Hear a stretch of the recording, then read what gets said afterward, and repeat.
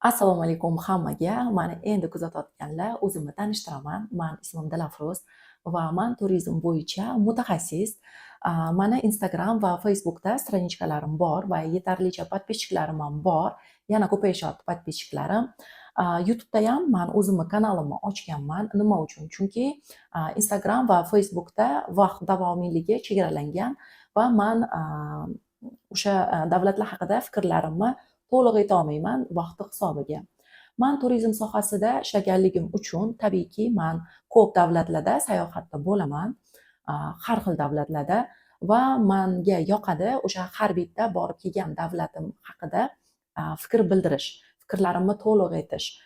Chunki men o'zim ham qachonlardir turist bo'lganman va o'shanda YouTube'dan o'sha davlatlar haqida ma'lumot qidirganimda o'zbek tilida ma'lumot topa olmaganman.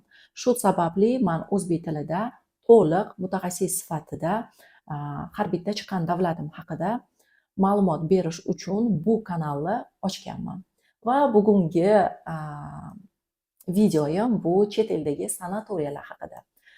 Men faqatgina chet elga o'sha dam olishga bormasdan, balkim otellarni o'rganish uchun ham boraman.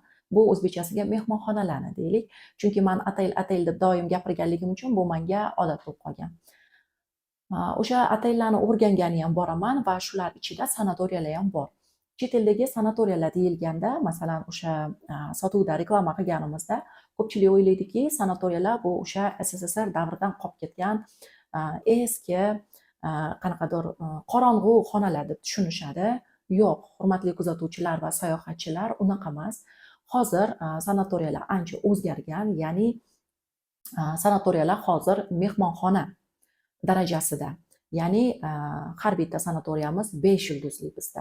Bu deganiki, mehmonxonani ichida turist uchun nima sharoit bo'lsa, o'sha sanatoriyalarimizda ham xuddi shu sharoitlar bor.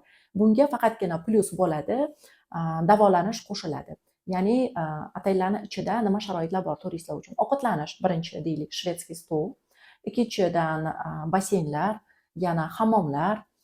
Shunaqa sanatoriyalarni ko'rdimki men, basseyn va hammomlar ayol va erkaklar uchun alohida. Shunaqalari ham bor. Yana xonalar kategoriyasi ham bor. Masalan, xonalarimiz bor basseynga qaragan, bor toqqa qaragan, yana o'sha otelli territoriyasiga qaragan shunaqa xonalar kategoriyasi ham bor sanatoriyada. Plyus yana sizda lecheniyalari ham bor. Hozirgi sanatoriyalar shunisi bilan avvalgi SSSR davridagi sanatoriyalardan shunisi bilan farq qiladi, ya'ni chet eldagi sanatoriyalar. Men chet eldagi sanatoriyalar menga ma'qul kelgani, bizda hozir eng ko'pi aktuali bu sotuvdagi ham Ozarbayjondagi sanatoriyalar, keyingisi Gruziyadagi sanatoriya va Chexiyadagi Karlovari sanatoriyalari. Shularning ichida men ko'zim bilan ko'rgan sanatoriyalarim bu Gruziyadagi tabiiyki va ikkinchisi Ozarbayjondagi. Bu sanatoriyalar bir-biridan farq qiladi, ya'ni davolashi bilan farq qiladi. Borjomiy sanatoriyasida asosan borjomiy suvi bilan davolaydi va bunda ham o'sha agarda sizda oshqozon kasalliklari bilan muammo bo'lsa yoki allergiya bilan astma kasalliklari bo'ladigan bo'lsa, davleniya, ya'ni qon bosimi deydi o'zbekchasiga, shunaqa kasalliklar bo'ladigan bo'lsa, men sizga borjomiyni tavsiya qilaman. Agarda sizda bo'g'im kasalliklari, yana umurtqa pog'onasi bilan kasalliklar bo'lsa, ayollarda ginekologik, erkaklarda urologik kasalliklar bo'ladigan bo'lsa, bu kasalliklarni davolash uchun men maslahat beraman Ozarbayjondagi Naftalan sanatoriyalari. Ozarbayjonda keyin men yana bitta shaharchasida bo'ldim, ya'ni Lankaranda bo'ldim. Lankaranni menga ma'qul kelgan tomoni kichkina shaharcha, lekin o'sha Lankaran shaharchada, ya'ni tog' va tog'i eng tepasida bittagina sanatoriya joylashgan ekan. Ya'ni qishloq ichiga kirib borasiz va tepadan bitta sanatoriya ko'rinib turadi. Bu sanatoriya qanaqa? Bu hali aytganimdek SSSR davridagi chirib ketgan sanatoriya emas, to'g'risini aytishim kerak. Bu otel resort 5 yulduzli. Plyus bunda lecheniyasi bor. Va o'sha Lankarandan chiqadigan istochnik, ya'ni buloq suvi, issiq suv derkan buni, shu suv bilan davolaydi. Ya'ni agarda sizda oshqozon bilan muammo bo'lsa yoki saharniy diabet bo'lsa, sizda o'sha qand kasalligi deydi, agar bo'ladigan bo'lsa, mana shu sanatoriyani sizga tavsiya qilaman. Yoki infarkt, insultdan keyin o'sha davolanib bo'lib 6-7 oydan keyingi holatda yana davolanish hali davom etayotgan bo'lsa, shu sanatoriyani sizga tavsiya qilaman.